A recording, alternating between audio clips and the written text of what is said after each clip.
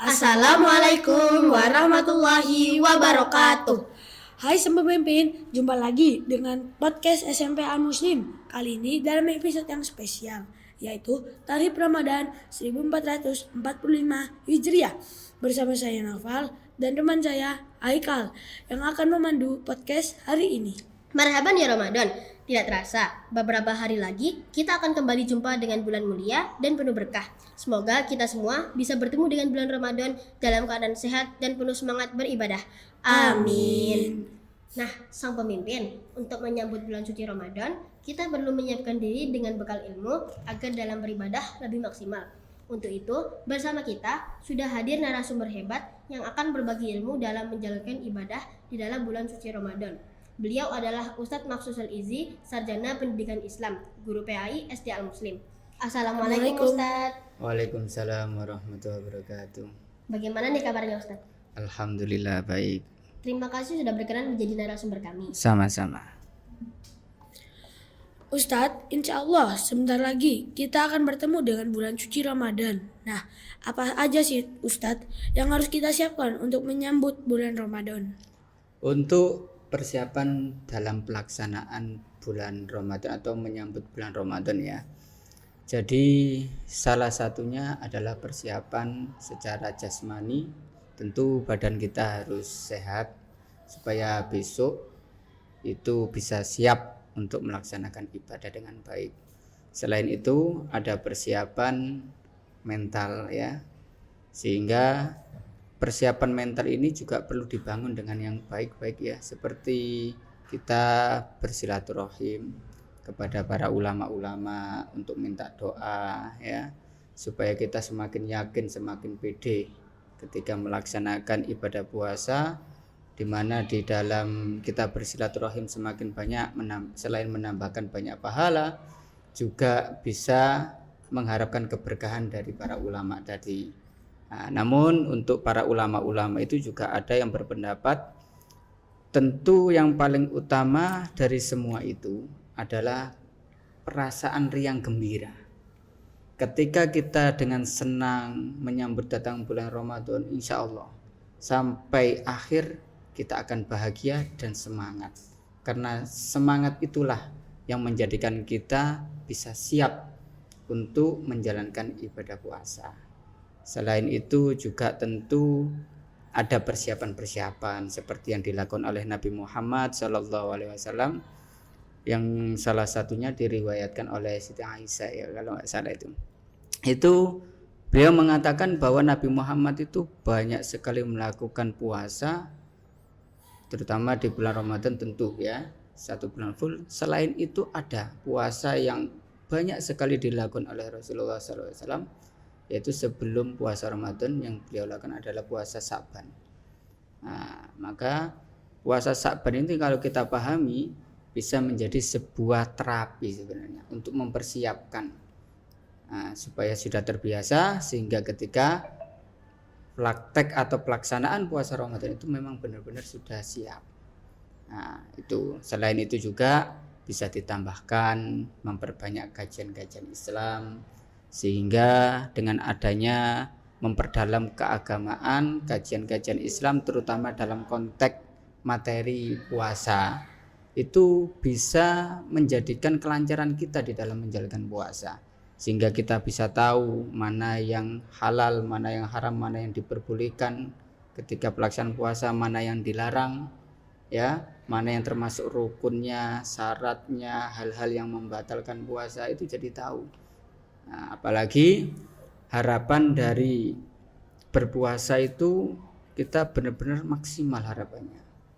Maka para ulama itu juga ada yang mengklasifikasikan, ada yang mengkelompokkan bahwa para shaimin, orang-orang berpuasa itu ada yang levelnya orang awam, ada orang yang khusus, ada yang khusus lebih khusus lagi. Nah, orang awam itu ya puasanya cuma sekedar menahan lapar dan haus saja, cuma sekedar itu. Pokoknya nggak makan, nggak minum, ya itu sudah puasa, itu orang awam. Maka kalau ada orang puasa tapi kok omongannya masih ngawur, masih jelek, kotor, ya sah secara orang awam. Nah, tapi kalau puasa yang level kedua, nah, yang khusus, beliau puasa bener nggak makan, nggak minum seperti orang awam tadi, tapi ditambahkan levelnya, ya menjaga lisannya, menjaga perilakunya, ya bagaimana dia tidak menyakiti perasaan orang lain, kata-katanya, perilakunya, sikapnya, tidak melakukan kemaksiatan. Nah itu. Dan yang terakhir levelnya yang paling tinggi, selain yang telah dilakukan ada pada orang khusus tadi, ditambahkan lagi, selain tidak makan, tidak minum, tidak melakukan perbuatan-perbuatan yang mengurangi pahalanya puasa yang dilakukan oleh orang khusus tadi, ditambahkan levelnya di mana beliau beribadah puasa memang benar-benar selalu mengingat Allah, difulkan untuk tujuannya kepada Allah Subhanahu wa taala. Jadi itu harus perlu diingat, harus perlu dipersiapkan. Itu. Nah, Ustadz, saya pernah mendengar bahwa jikalau seseorang yang gembira dengan datangnya bulan Ramadan, maka ia akan dijauhkan dari api neraka.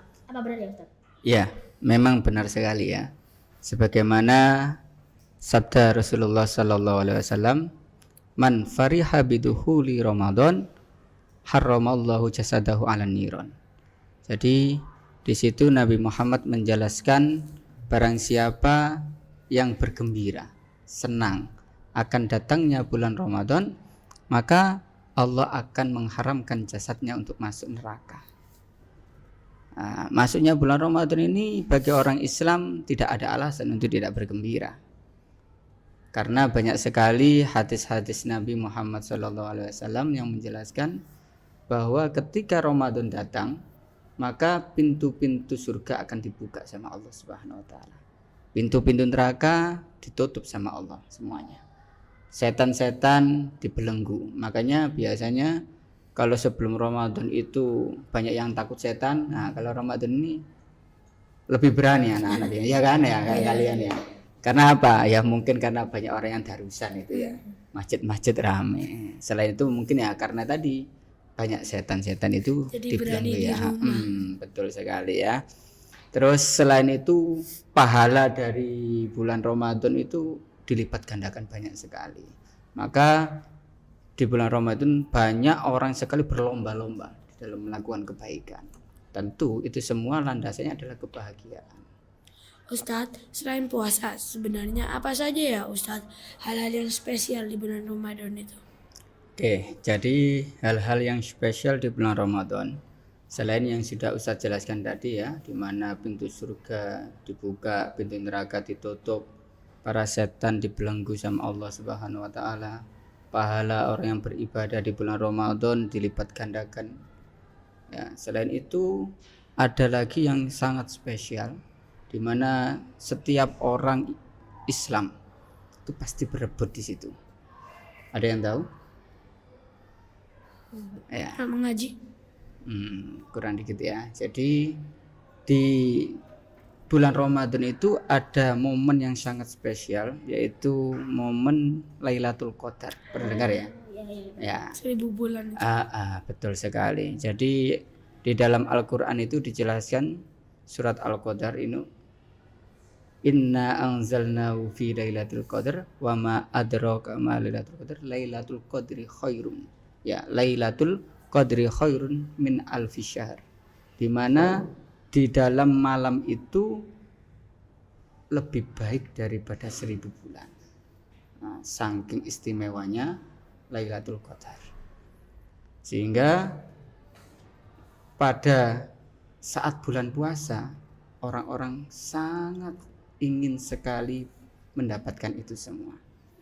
Nah, Lailatul Qadar itu biasanya para ulama menjelaskan banyak versi ya tentunya.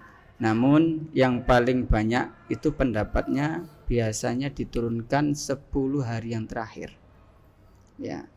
Terutama pada malam-malam ganjil biasanya.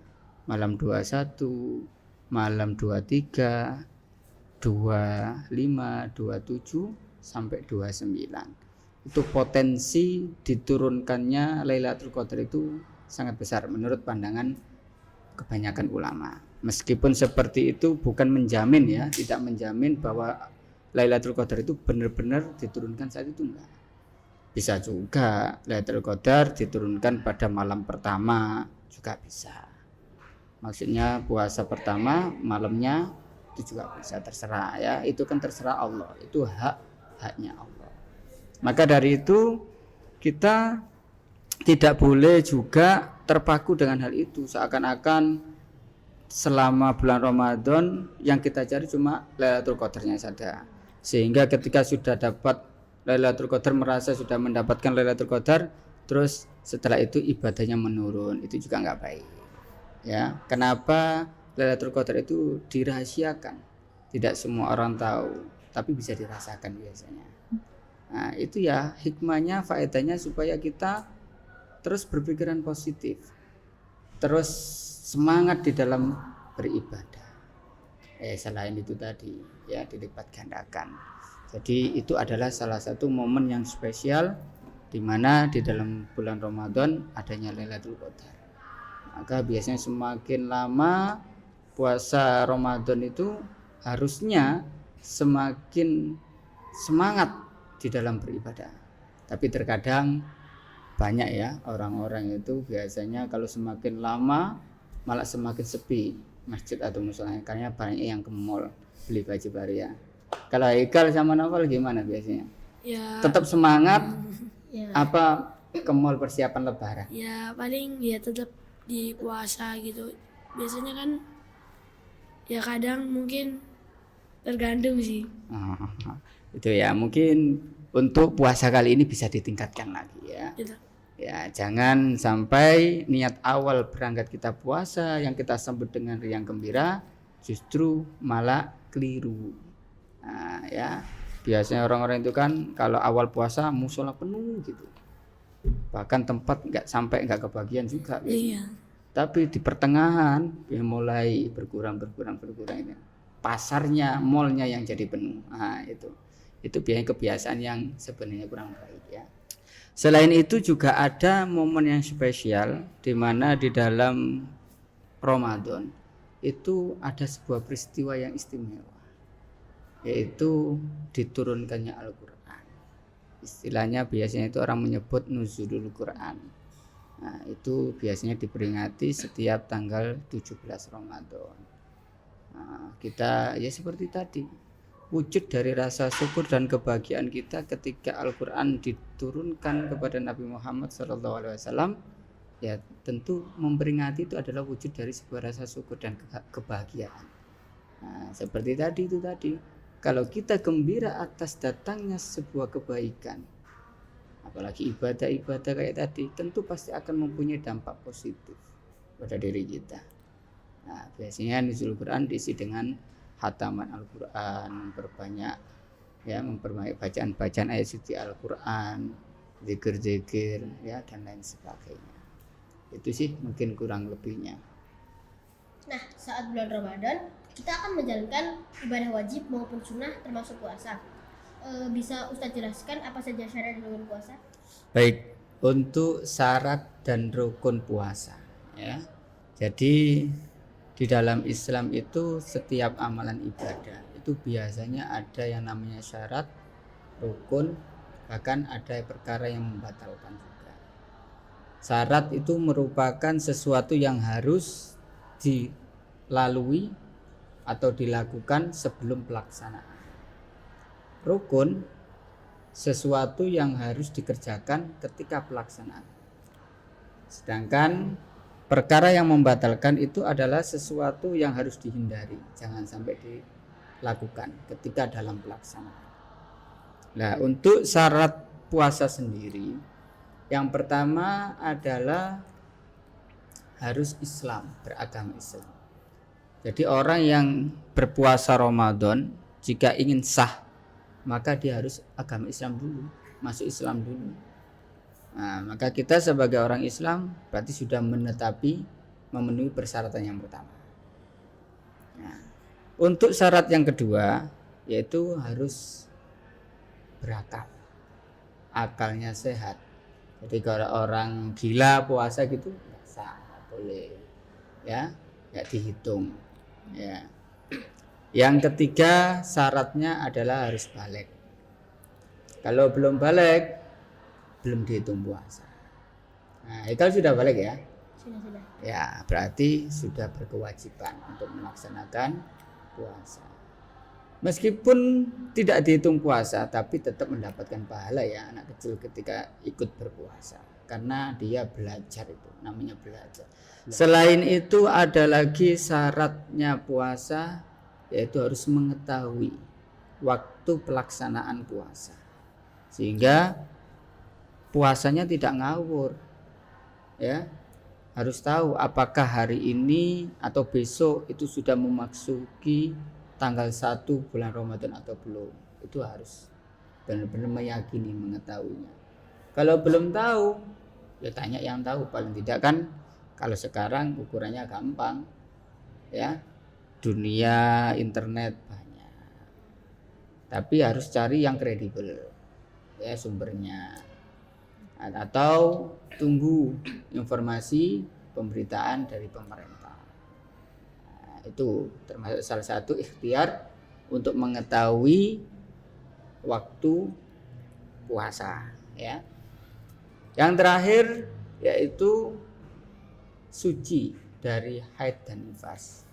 Jadi orang yang sedang haid tidak boleh berpuasa. Tidak menetapi syarat untuk kewajiban melaksanakan puasa. Justru malah haram. Ya, orang nifas, tahu nifas? Enggak. Nah, Haikal tahu, Novel tahu nifas? Enggak tahu juga. Baru mau nanya juga ya. Iya. Nifas itu adalah darah yang keluar mengiringi kelahiran. Jadi kalau bundanya Haikal dan Novel dulu melahirkan Novel dan Haikal, setelah kelahirannya kalian ini keluar darah. Nah, darah yang keluar itu namanya darah nifas. Sehingga orang yang mengeluarkan darah seperti itu kondisinya berarti tidak diwajibkan untuk berpuasa, tidak menetapi syarat untuk diwajibkan melakukan puasa. Itu syarat ya. Harus ditetapi dulu. Kalau itu sudah dipenuhi, nah kita sekarang akan berbicara tentang rukun. Ya, sekarang rukun puasa ya. Jadi rukun puasa itu enggak banyak, cuma 2. Yang pertama adalah niat. Nah, hafal ya niatnya puasa? Ya, mana? Coba gimana? Nawaitu shauma ghadin an adai fardhi syahri ramadana hadis sanati ta'ala. Baik sekali ya. Jadi niat puasa Ramadan seperti yang kalian hafalkan tadi itu harus dilakukan ketika menjelang subuh. Ya. Maksimalnya itu menjelang subuh maksudnya ya. Dilakukan mulai kapan Ustadz? Boleh setelah sholat taraweh. Biasanya orang-orang itu habis sholat taraweh, habis sholat witir, terus doa disambung dengan niat berpuasa. Karena letaknya niat puasa wajib atau fardu seperti Ramadan ini itu harus dilaksanakan maksimal sebelum subuh. Ya, tentu niat itu harus dilakukan di dalam hati ya. Niat itu letaknya di dalam hati. Yang kalian ucapkan itu namanya talafut, ya, itu sunnah. Jadi niat itu hatinya bilang, nawaitu shauma ghadin an adai fardhi syahri ramadana hadis sanati fardhan lillahi ta'ala. Itu diucapkan di dalam hati, maksimal waktunya sebelum subuh, ya. Dan yang kedua rukunnya adalah kuat melakukan puasa, ya, untuk menghindari hal-hal yang membatalkan puasa. Jadi rukunnya itu yang kedua yaitu mampu menghindari hal-hal yang membatalkan puasa. Ya, tidak makan, tidak minum, ya, tidak melakukan hal-hal yang mengurangi pahala puasa atau maksiat dan lain sebagainya. Nah, itu jadi cuma 2, niat dan mampu menjaga dari hal-hal yang membatalkan puasa. Lainnya ada pertanyaan apa lagi? Ustadz, selama di bulan Ramadan bukankah setan dibelenggu? Tetapi mengapa terkadang kita masih saja malas beribadah di bulan Ramadan? Bagaimana cara kita menjaga keistiqomahan di bulan Ramadan? Iya, jadi mengapa kita Meskipun ketika puasa para setan-setan itu yang jahil, yang nakal, yang suka gangguin kita itu katanya kan dibelenggu ya, di penjara, diikat gitu ya. Tapi kok kenyataannya banyak orang yang maksiat, atau kita sendiri mungkin masih malas di dalam melaksanakan ibadah, ya. Kenapa Ustaz?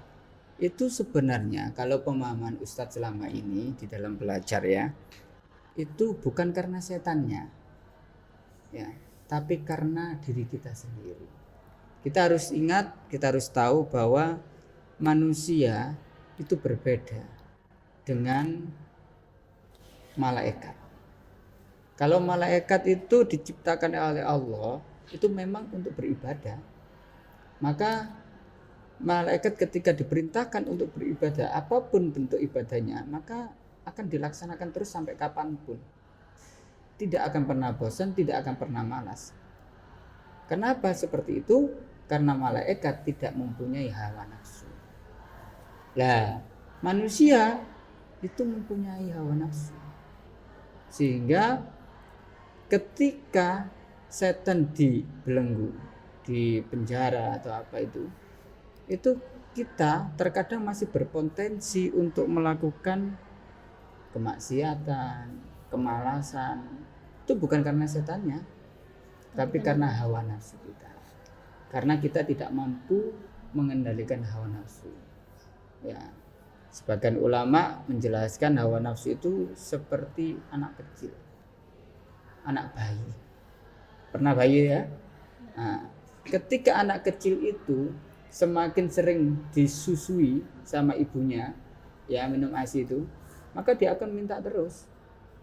Tapi ketika sudah disape, sudah diputus, nggak disusui lagi, ya sudah berhenti. Nggak ada anak habis disape, sudah TK, terus nyusu lagi, nggak ada, karena sudah diputus tadi. Nafsu juga seperti itu. Semakin kita turuti, maka akan semakin menjadi-jadi. Nah, semakin kita hindari, kita stop nafsunya, maka insya Allah kita akan bisa lebih baik mengendalikan itu. Nah, termasuk salah satunya biar istiqomah itu tadi.